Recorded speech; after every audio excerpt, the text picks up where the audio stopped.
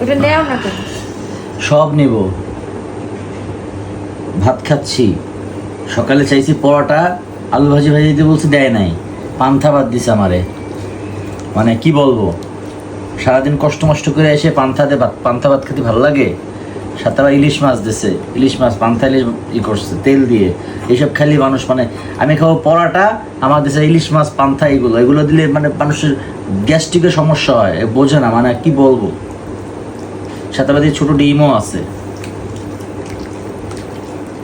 পরোটা খেলে গ্যাস হবে, এই খেলে গ্যাস হবে, পান্থা ভাত খেলে পরে নাকি গ্যাস হবে না। তাহলে এটা কি?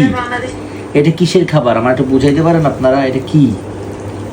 এটা কি গ্যাস্ট্রিক না? আপনি একটু কমেন্ট করে জানান, এটা কি গ্যাস্ট্রিক না? তেল আর তেল, আমি তেল ছাড়া কিছু দেখতেছি না। দেখি তাও বিসমিল্লাহ বলে খাই। বিসমিল্লাহি ওয়ালা বারাকাতিল্লাহ। আরে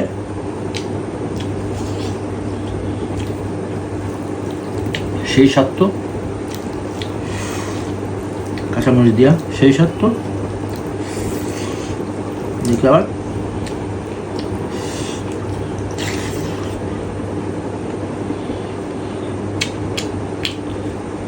ইন্টারেস্ট তো ইলিশ মাছে।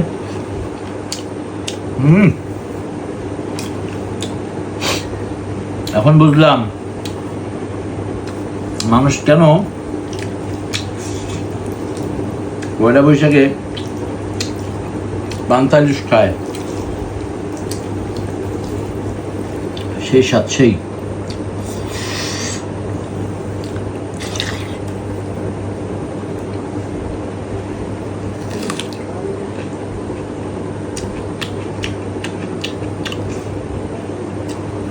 আপনারা খাবেন নাকি?